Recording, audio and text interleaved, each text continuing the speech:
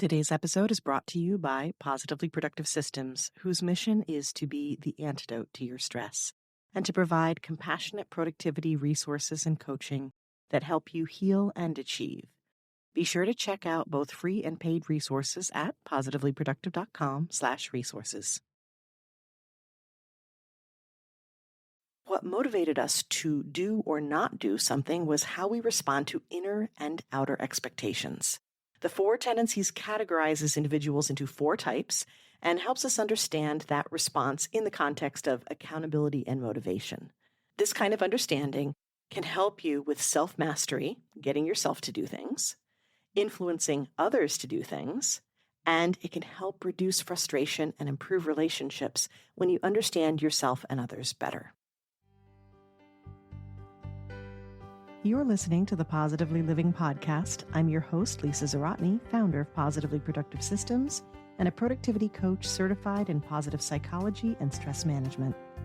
Join me as we explore ways to live a more proactive, positive life with episodes on productivity, self-awareness, mindset, entrepreneur life, habits and systems, simplicity, fun, and more. I understand overwhelm personally as a multi-passionate entrepreneur, wife and mom to kids and cats, and as a caregiver. I'm here to help you choose what's right for you so you can do less, live more, and breathe easier. Sound good? Let's get to it. Welcome to the Positively Living Podcast. I'm your host, Lisa, and I'm so grateful you've joined me today. And I have a few questions for you. I say that tongue-in-cheek, but if you know me, you know it's true because I am curious by nature. It's one of my core strengths and maybe a bit of a quirk, but it works oh so well as a coach and when I'm interviewing. And according to Gretchen Rubin's Four Tendencies Assessment, it makes sense because I am officially a questioner. What are the other 3 tendencies? I will get into that in a minute. In this episode, I'm reviewing Rubin's framework, what each of the 4 tendencies are, and how knowing this can help you live a happier, more productive life. I've even included some famous examples for you. In honor of my questioner nature, I'm going to ask on your behalf, why would we want to take this kind of assessment? Well, I just mentioned living a happier, more productive life, which is one great reason, but really overall, it's self-awareness, which allows you to evaluate who you are and what you do, manage your emotions, align your behavior, and understand how others perceive you. It's a worthwhile practice because it benefits you internally and externally. You can find self-acceptance and also learn to accept others. You can nurture self-compassion and find compassion for others. See where I'm going with this? You become clear on your limits and boundaries and have a better understanding of why others have theirs. And understanding is the gateway to respecting and honoring. If you've listened to the podcast, you know we've talked about self-awareness repeatedly. I kicked off the podcast with the idea that self-awareness is your number 1 productivity tool. That is the first episode of the Positively Living Podcast. And we've also talked about it in so many different ways throughout over 180 episodes now. Can hardly believe that. Yeah, we've talked about a lot, and self-awareness was in many of those conversations. If you're curious which ones and you'd like to explore them, there's an easy way to find them. When you go to the podcast page of the website, positivelyproductive.com/podcast, type in keywords to search for the topics you're interested in. For this one, I suggest keywords like self-awareness, multi-passionate, productivity myths, neurodiversity, journaling, and boundaries. That'll get you some great episodes that complement this one. There are also episodes specifically about human design, the Big 5 personality assessment, and tons more on self-care, including one that connects it back to the 5 love languages. Self-awareness can involve assessment of many aspects of our character, but this one is personality-based, which I'm sure you've seen everywhere. I am the first to admit I love doing assessments. Back in the day, BuzzFeed probably succeeded in large part due to my desire to know what kind of potato chip I was. I would click on any of them. I was so curious. But as with any self-assessment, please keep in mind that They're generally limited because you're answering the questions at a specific time in your life, and you should not use your results as justification for self-judgment. Instead, see the results as an opportunity for exploration and self-discovery. If anything, let it be a pathway to self-compassion. When you understand why you do what you do, it sets the foundation for change without condemnation, which is the most powerful and sustainable there is. Now let's dig into the four tendencies. Gretchen Rubin is the author of a multitude of books, including The Happiness Project and Better Than Before, as well as the Four Tendencies. She's been studying how to be happy and productive for years, and during her research for her other books, she wanted to know why we do what we do, or don't do what we don't do. And she uncovered a key component: expectations. Her research showed that what motivated us to do or not do something was how we respond to inner and outer expectations. The Four Tendencies categorizes individuals into four types and helps us understand that response in the context of accountability and motivation. You can see why it's awesome for creating habits, right? This kind of understanding can help you with self-mastery, getting yourself to do things, influencing others to do things, and it can help reduce frustration and improve relationships when you understand yourself and others better. According to Rubin's framework, you can be a certain tendency and tip toward another. She claims your primary still remains, but the one you tip toward is like a secondary and perhaps a tiebreaker in some instances. To keep things quick today, we'll focus on the main tendencies, and I encourage you to look at the graphic online so you can see where the tendencies overlap, and definitely to read her book, which I have on my favorites page, to see how the tendencies interact and to get more details about each of them. The four categories are upholders, questioners, obligers, and rebels. I'll give you an overview of each and in the context of what it means to be productive. Upholders readily meet external and internal expectations fairly equally. They say things like, "I love routines," and people think I'm extremely disciplined. Discipline is my freedom. I can do things when I want to, and I can do things when I don't want to. Upholders are self-directed, so they can meet deadlines, work on projects, and take the initiative without much supervision. They enjoy routine and may have trouble adjusting to a break in routine or sudden scheduling changes.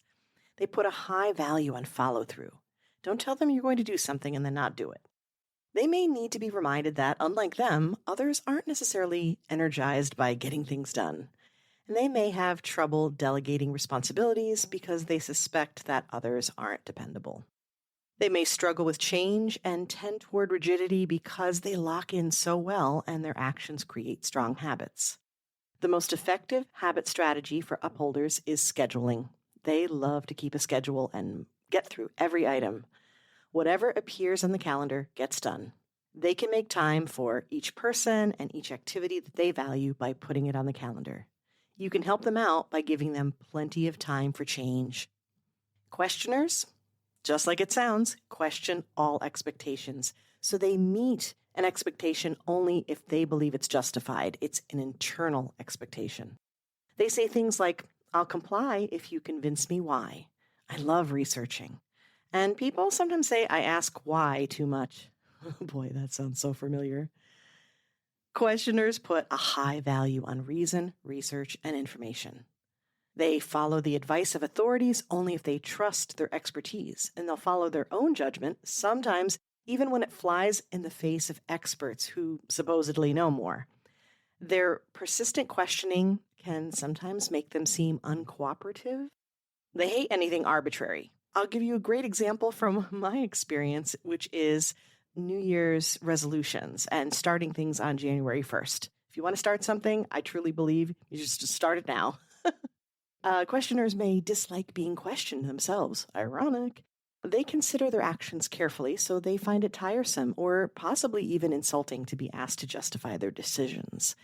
And they may have trouble delegating decision-making because they suspect that others don't have sufficient basis for action, or probably just haven't researched to the extent that they do. The most effective habit strategy for a questioner is clarity. The strategy of clarity is crucial for questioners because they want to know exactly what they're doing and why. They won't meet an expectation if they don't understand the reason. So they have to receive really robust answers to their questions. And it helps to see that they need to establish the clarity and are not trying to be problematic. It's like I've always said to people, I'm data driven. So I need the details and then I will be good to go.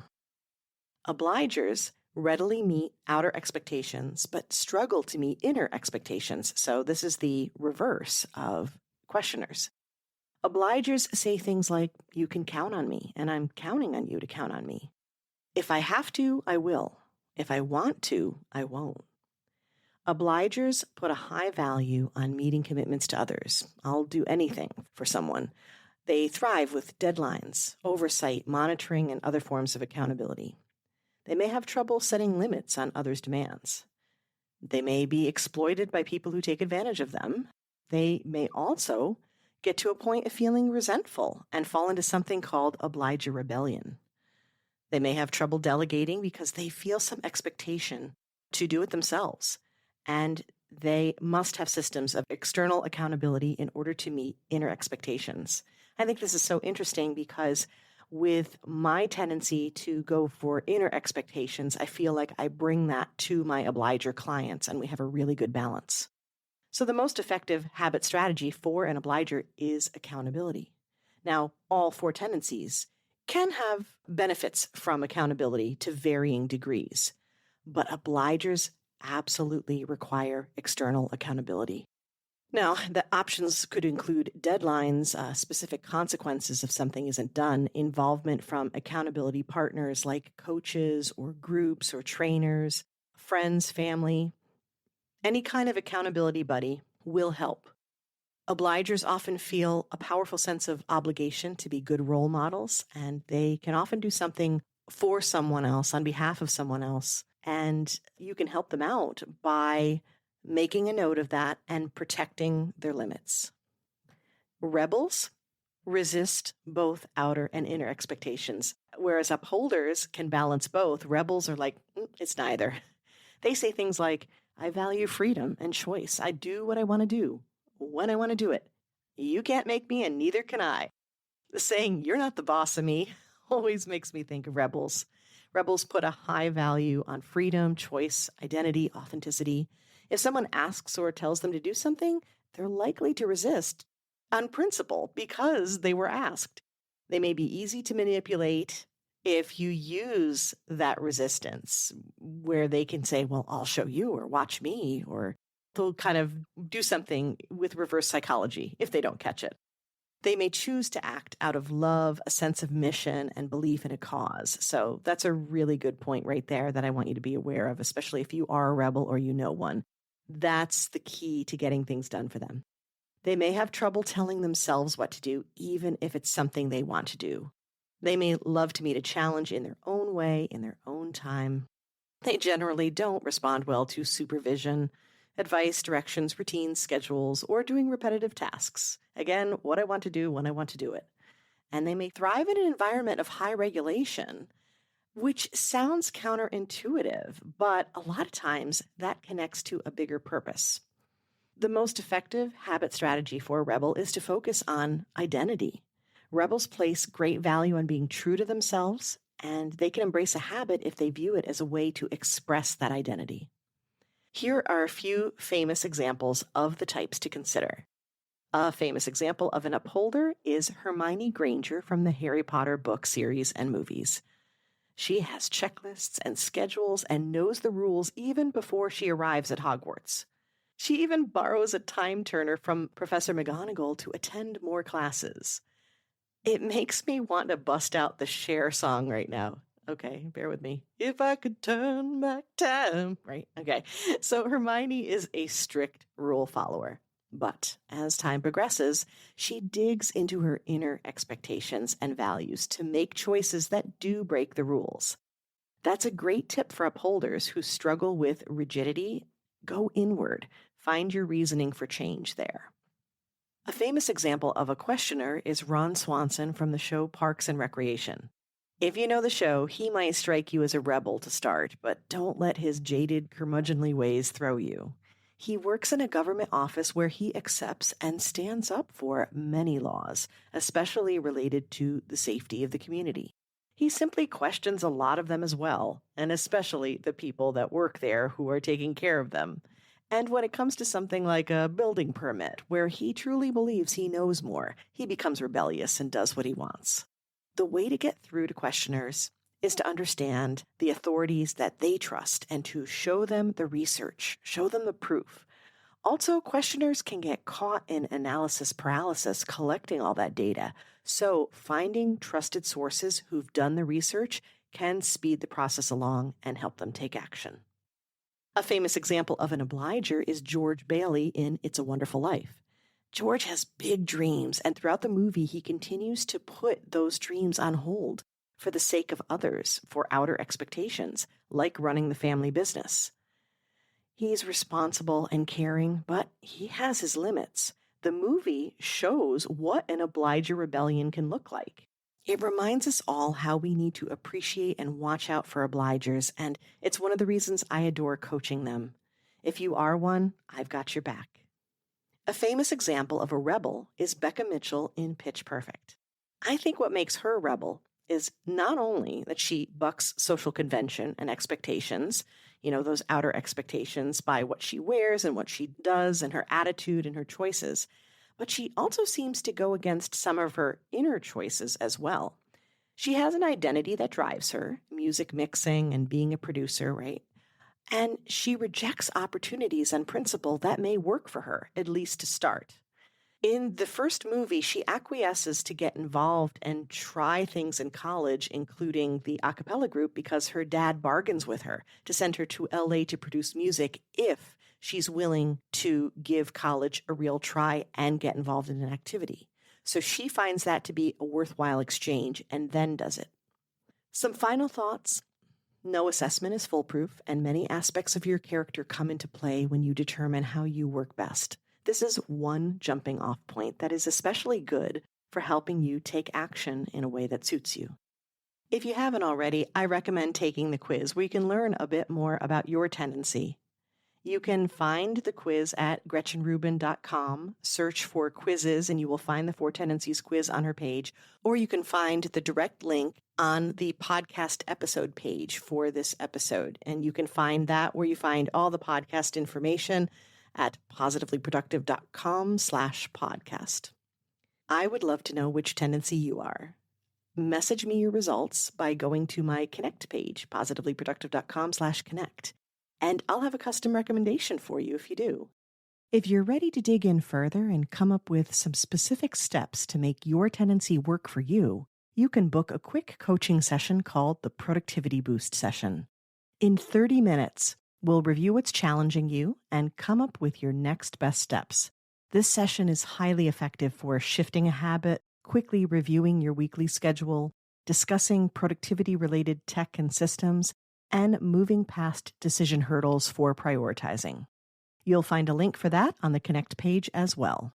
Be sure to use the promo code PODCAST for a very special listener discount.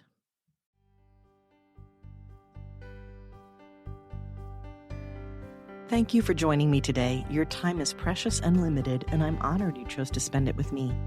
If you have feedback, questions, or want to schedule a chat, head to positivelyproductive.com/connect. And if you are looking for any of the resources referenced on the podcast, from books to products to training and more, go to positivelyproductive.com/resources.